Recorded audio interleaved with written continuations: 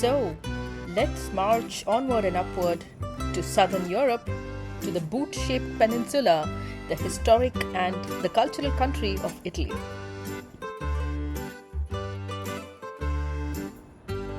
I landed in Milan with a suitcase full of excitement and a heart ready for euphoria. The city welcomed me with its chic charm, and before I knew it, I was strolling through Venice, gliding on boats and actually marveling at St. Mark's Square.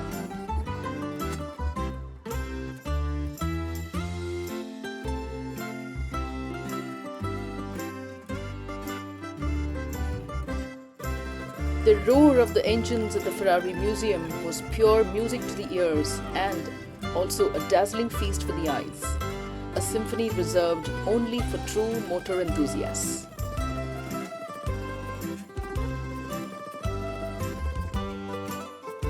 And as I wandered through Florence's Centro Storico, it felt as though the Renaissance itself whispered from every stone. Each step was a journey through history's grand gallery.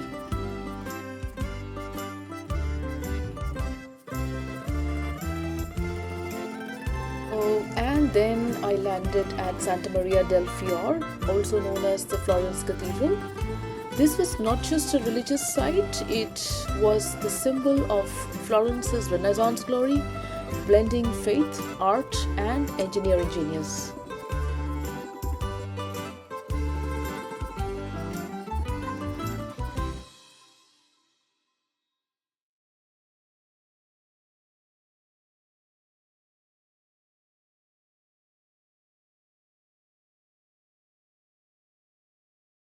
Then came Rome, where the grandeur of the Vatican and the timeless Colosseum made me feel both tiny and infinite.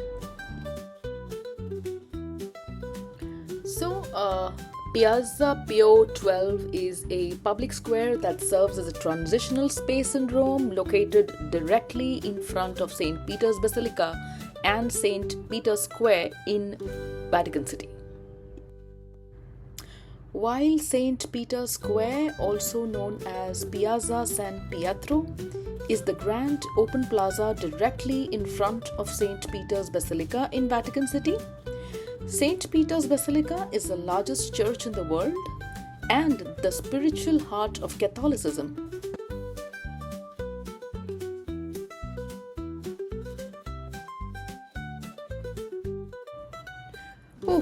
And here comes the colossal Colosseum. The Colosseum in Rome is the largest ancient amphitheater ever built and could hold up to 50,000 to 80,000 spectators for numerous contests, animal hunts, and even public spectacles. In Pompeii, I wandered through ash-frozen streets, imagining how lives may have suddenly paused mid-breath. A city that once stood in splendor vanished in the volcanic ashes of Mount Vesuvius.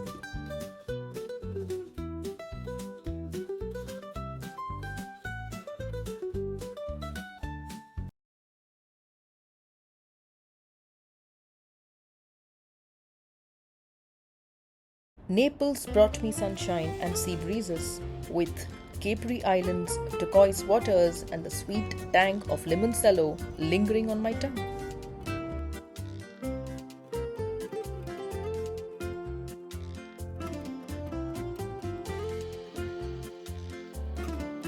And finally, the tilt of the Leaning Tower of Pisa made me laugh out loud and wonder at the same time, while the rugged beauty of Cinque Terre stole my breath away. So, Cinque Terre is a UNESCO World Heritage Site in Liguria, famous for its 5 colorful seaside villages, namely Monterosso, Vernazia, Cornelia, Manarola, and Rio Maggiore, perched dramatically along rugged cliffs overlooking the Mediterranean. And then, back in Milan, I packed not just souvenirs but a kaleidoscope of memories, each city a brushstroke in the masterpiece of my journey.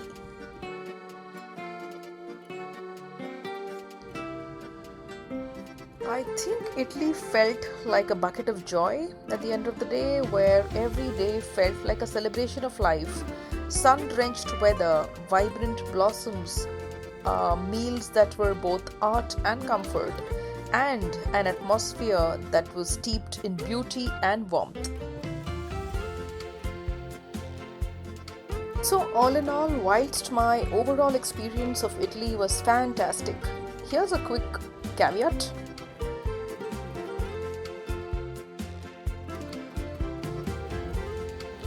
When I landed at Milan Malpensa, I quickly realized that the immigration queues were no ordinary lines.